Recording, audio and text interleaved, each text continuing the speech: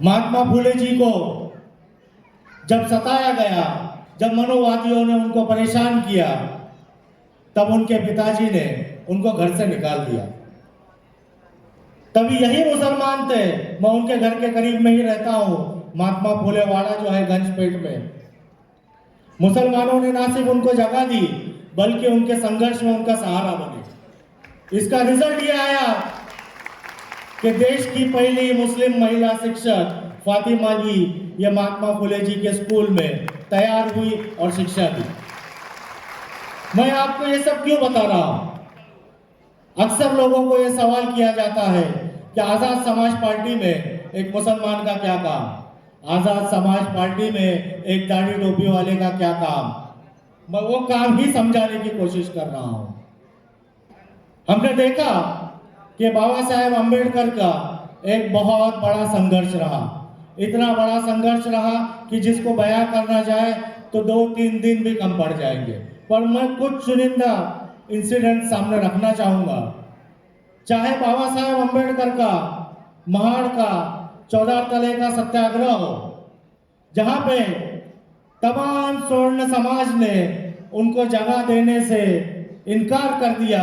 बाबा साहेब की लड़ाई क्या थी, उनका संघर्ष क्या था? मात्र साफ पानी बहुजनों को पीने दिया जाए, वहां के तालाब से 14 तले से पीने दिया जाए, उस लड़ाई के लिए उनको जगह देने के लिए जब स्वर्णों ने इनकार कर दिया, तो यही देश का, भारत का, यही मुसलमान, हमारे ही पूर्वज बाबा साहेब के साथ खड़े रहे। आप जब भीमा कोरेगांव की लड़ाई के शौर्य की व्याख्या करते हैं, तो उस व्याख्या में जब आप शहीदों का नाम गिनेंगे तो हमारे ही पूर्वज मुसलमान आपको बहुजनों के साथ लड़ते हुए दिखेंगे। फिर से ये सवाल आएगा कि ठीक है, बाबा साहेब अम्बेडकर को मुसलमानों ने बहुत साथ दिया, मुसलमान क्यों आज रिपब्लिकन पार्टी में, अम्बेडकराइट पार्टी में है? मैं आपको कहना चाहूंगा, आज भाजपा की सरकार पिछले 10 से 12 सालों से भारत में है। हम कम्युनलिज्म देख रहे हैं, हम धर्मवाद देख रहे हैं। ये कम्युनलिज्म, ये धर्मवाद कुछ भी नहीं है मेरे भाइयों। जिस वक्त ये देश आजाद हुआ था, उस वक्त में यही विश्व हिंदू परिषद हो या उस समय जो हिंदू महासभा हो, उनके कुछ मुस्लिम साथी थे जिनको आप मोहम्मद अली जिन्ना कहते हैं, उन्होंने एक देश मुसलमानों के नाम पे अलग मांग लिया।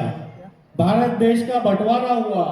आप सोचिए उस वक्त क्या कैफियत होगी, आप सोचिए उस वक्त देश का क्या हाल होगा। जो देश के अंदर, भारत के अंदर मुसलमान रहना चाहता है, उसका कितना घबराया हुआ मन होगा, वो किस तरीके से रह रहा होगा। बाबा साहेब अम्बेडकर पे बहुत प्रेशर था जब वोटिंग का राइट्स देने की बात आई कि वोटिंग का राइट्स किसको दिया जाए। कोई कह रहा था जमींदारों को दिया जाए, कोई कह रहा था ग्रेजुएट्स को दिया जाए, और एक बहुत बड़ा वर्ग जो मनोवादी था वो कह रहा था मुसलमानों को बिल्कुल ना दिया जाए। अगर उस वक्त बाबा साहेब अम्बेडकर मुसलमानों को वोटिंग राइट्स नहीं देते, मैं समझता हूं हर गरीब, हर लुक्कड़, हर जगह पे यही मनोवादी लोग उनके बड़े बड़े पुतले लगाते। पर बाबा साहेब अम्बेडकर ने मनोवादियों की बात नहीं मानी, बाबा साहेब अम्बेडकर ने प्राणवादियों की बात नहीं मानी, बल्कि मुसलमानों को उतना ही हक दिया वोट देने का जितना किसी भी आम मुसलमान को है। ये छोटा काम नहीं है मेरे भाइयों, ये बिल्कुल छोटा काम नहीं है। डॉक्टर बाबा साहेब अम्बेडकर ने इसी पावन भूमि से धर्मांतर किया और धर्मांतर का एक कायदा बनाया। आज हम मौजूद हैं। मैंने उस आदमी की तकलीफ को देखा है।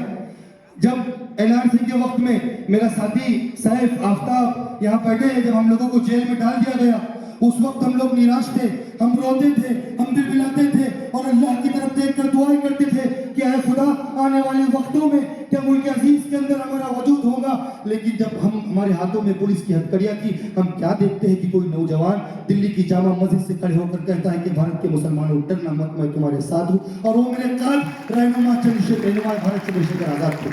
साथियों, मैं आपको एक बात बताना चाहता हूँ, महाराष्ट्र प्रदेश के माननीय उप मुख्यमंत्री साहब बार बार रमजान की दावतों में आते हैं, हमारी प्लेट से उठा के हमारा ही फ्री का खजूर खाते हैं, हमारी टोपी पहनते हैं और हमसे मोहब्बत का एहसास दिलाते हैं। फिर उनका पाला हुआ एक नफरती चिंटू अहमदनगर से चिल्लाकर हमारी इज्जत पर यलगार करता है। तो मैं माननीय जी पवार साहब को कहना चाहता हूं कि दोगलेपन का नकाब उतार दीजिए। अगर आप हमारे साथ हैं तो बताने की हिम्मत कीजिए। ये दोगली सियासत है साथियों, जो एक वक्त हमें अपना हामी व नासिर बताते हैं, दूसरी वक्त हमारे खिलाफ साजिशें करते हैं। समझना तुम्हें है कि सच्चा दोस्त कौन, सच्चा दुश्मन कौन, मुल्क अजीज के भारत देश का मुसलमान वो अपना खून लगा देगा। आप एक मरतबा हमारी तरफ हाथ बढ़ाइए और मैं फिर से अपनी बात को दोहराऊंगा और अपनी बात को खत्म करूंगा, क्योंकि मेरे पास वक्त की कमी है। आपको रहनुमाए भारत को सुनना है और बहुत बड़ी बड़ी आवाजों को आपको सुनना है। भीम आर्मी गरीबों का सहारा है। आप आइए और भीम आर्मी की क़यादत को मान लीजिए। अगर आज भी तुमने इस आंधी के इशारे को नहीं समझा तो आने वाला वक्त तुम्हारे बच्चों का मुस्तकबिल, तुम्हारा अपना मुस्तकबिल, मुल्क अजीज का मुस्तकबिल, इस देश के संविधान का मुस्तकबिल, मेरे और आपके अधिकार, मेरे और आपके हुकूक सब खतरे में। आज क्या कुछ नहीं किया जा रहा है। आज दीक्षा भूमि पर भी ये लोगों ने नजर लड़ाई थी। कभी ये हमारे पूना के सांस्कृतिक भवन अम्बेडकर भवन की तरफ के जलालो आतिशों बरको सौंप पैदा कर, जलालो आतिशों बरको सौंप पैदा कर, अरे अजल भी कांपते तो वो शबाब पैदा कर, किसी इंकलाब की आमद का इंतजार न कर, जो हो सके खुद इंकलाब पैदा कर। मेरे साथ जोर से एक मर्तबा नारा लगाइए, आजाद समाज पार्टी जिंदाबाद, जिंदाबाद जिंदाबाद, भारतीय संविधान जिंदाबाद, जिंदाबाद जिंदाबाद। अल्हम्दुलिल्लाह रब्बिल आलमीन। जय भीम, जय भारत, जय इंडिया फैक्ट न्यूज़ और WH न्यूज़ सच 24 में आपका स्वागत। मैं ख्वाजा कबीर नागपुर से, नागपुर के रेशम बाग में मौजूद हूँ। यहाँ पे एक बहुत बड़ा जो है सम्मेलन हुआ जिसमें चंद्रशेखर आज़ाद साहब आए थे, उनके साथ में और खुसूसी मेहमान भी आए थे। सर, सबसे पहले आपका बहुत बहुत धन्यवाद। और किस मकसद से आप आए थे चंद्रशेखर साहब की परिचय सबसे पहले? मैं एडवोकेट सुल्तान फतेह अली शाह मेरा नाम है। मैं पूना में रहता हूँ, एक प्रैक्टिसिंग एडवोकेट हूँ और एडवोकेट चंद्रशेखर आज़ाद की जो पार्टी है आज़ाद समाज पार्टी, उसका महाराष्ट्र प्रदेश युवक अध्यक्ष हूँ। और नगीना लोकसभा और झारखंड इलेक्शन बहुत जगहों पे भाई चंद्रशेखर आज़ाद के साथ जाता हूँ और मुस्लिम समाज के अंदर, दलित समाज के अंदर दबे कुचले कमज़ोर लोगों की हुकूमत जो हम लाना चाहते हैं, जो हमारा मिशन है मान्य और काशीराम साहब की विरासत, हज़रत टिप्पू सुल्तान की विरासत, उसको आगे बढ़ाने का हम लोग काम कर रहे हैं। तो आप जो है पूना से किस गाँव से है? मेरा जो आबाई शहर है वो पूसद है विदर्भ के अंदर, लेकिन मैं पुणे में कैंप में मेरी रहायशगाह है, मेरा ऑफिस है, वहीं से मेरा प्रैक्टिसिंग चलता है। क्या आप ये इसको पार्टी को और आगे बढ़ाना चाहेंगे? और वहाँ भी जो है जैसे नागपुर में उन्होंने ऐलान किया कि कारपोरेशन के इलेक्शन होंगे, वैसे भी वो आपकी पार्टी वहाँ बढ़ेगी? वक्त की ज़रूरत है। आज आज़ाद समाज पार्टी जो है वो बहुजनों के लिए एक ज़रूरी, आपने सुना होगा कि ज़रूरत इजाद की माँ है। तो ज़रूरत ही ऐसी है क्योंकि हमें लदाड़ा जा रहा है, हमें कमज़ोर समझा जा रहा है। संविधान होने के बावजूद भी हमारे हुकूक हम तक नहीं पहुंचाए जा रहे। मैंने अभी अपने भाषण के अंदर भी कहा कि मोमिनपुरा के अंदर पुणे में घटना घटी है। साहब आप यकीन कीजिए ना, वो आदमी ICU में पड़ा हुआ है। मैं खुद एक प्रैक्टिसिंग एडवोकेट, BNS के अकॉर्डिंग 109/109 उन्होंने दाखिल करना चाहिए था। पुलिस ने 4 दिन तक सुनवाई मेडिकल के नाम पे, जबकि वो इंटेंशनल कलम है। तो ऐसे हालात पूरे मुल्क भर में हमारे लिए बन रहे। तो ऐसे वक्त में हमें एक रहनुमा की ज़रूरत है और बिलखुसूस तौर पर न मुल्क अजीज़ का मुसलमान अकेले के बलबूते पर इत्तेहाद में आ सकता है, न कोई और जो तबका है वो इत्तेहाद में हुकूमत में आ सकता है। तो हमें इत्तेहाद की ज़रूरत है और दलित मुस्लिम इत्तेहाद अगर बनेगा तो इंशाल्लाह मुझे उम्मीद है। क्या चंद्रशेखर आज़ाद जी की यहाँ डिमांड बढ़ रही है, लोग बुलाना चाह रहे हैं महाराष्ट्र के अंदर? आपने देखा जी, जवानों के अंदर, नौजवानों के अंदर, खासतौर पर रहनुमाए भारत एडवोकेट चंद्रशेखर आज़ाद का एक अलग ही क्रेज़ है।